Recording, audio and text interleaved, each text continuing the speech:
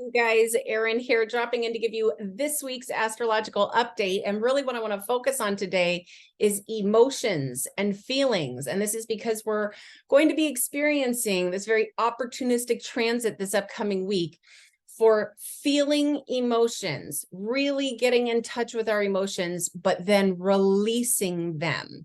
Okay, now what I'm talking about here, let's start by talking about the fact that the sun is in the sign of Cancer now. The sun just entered into the sign of Cancer. Now, clearly the sun is the brightest light in the sky and has a huge influence on us. So the sun beaming through the sign of Cancer, we're all receiving this Cancerian energy. And let me be clear, of course, we all experience this very uniquely. So much of this depends on your own natal chart. Do you have anything in the sign of Cancer? What house in your natal chart does the sign of Cancer come through? Of course, we can get very specific here. And of course, if you'd like to schedule a reading, I'll tell you how to schedule a reading with me at the end of this recording so we can really finely tune how this manifests for you specifically. Okay, but what we have going on here is that sun beaming through the sign of Cancer. The motto for the sign of Cancer is I feel. This is a sign that's all about feelings and emotions.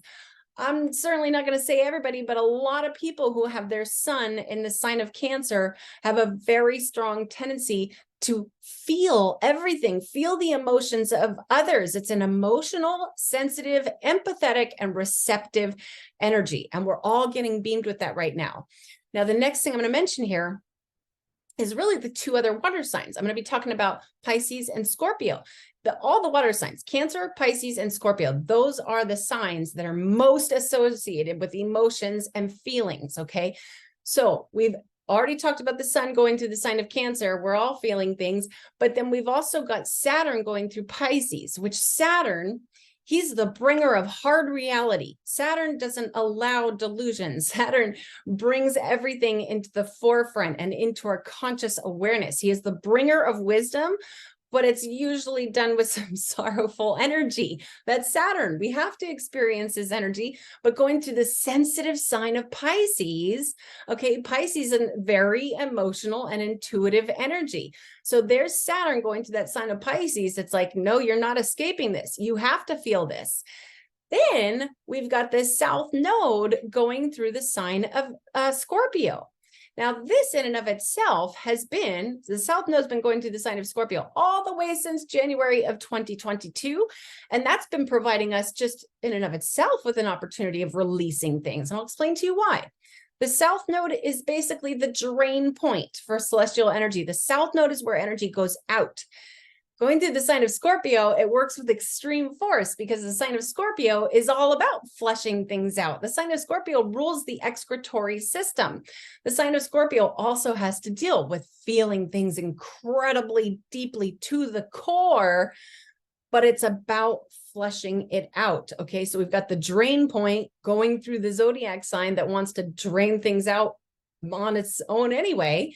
So this week, what we have is something that's going to be occurring called a grand water trine. What this means is there's going to be a triangle in the sky between the three water signs. If up here is the sun going through Cancer, and over here is Saturn going through Pisces, and over here is the South Node going through Scorpio. Okay, that's a grand water trine, which definitely can influence emotions and feelings.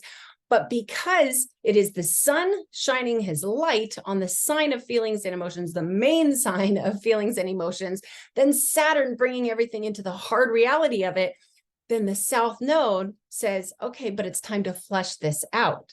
Now, another thing to mention here, we've had Chiron going through Aries for quite some time now, but Chiron is the wounded healer, okay? He influences the wounds that in turn can be healed and turn somebody else into a healer. And Chiron is going through the sign of Aries, which is the sign of self. I've been talking about this for so long now. This is such a great time to be healing ourself. And not only that, but currently, this whole week, that Chiron going through Aries is harmonizing with Mars and Venus going through the sign of Leo. Basically, what this means is this is a time to heal ourselves with courage and ambition.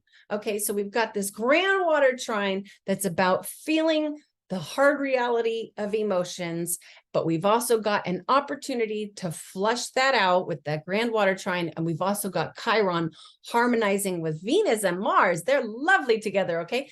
They're harmonizing. So this is such a wonderful opportunity. If you're finding yourself feeling things a little, there's something going on that's highly emotional, that sort of thing, you are now being provided with an opportunity to properly heal those things. Okay. So there's that. Now, if you would like to schedule a reading, you can schedule a reading with me through the East West website. Just go to eastwestbooks.org.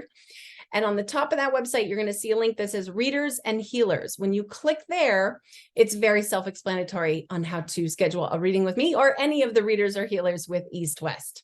Okay, you guys, I do hope to hear from some of you. And until next time, namaste to all of you.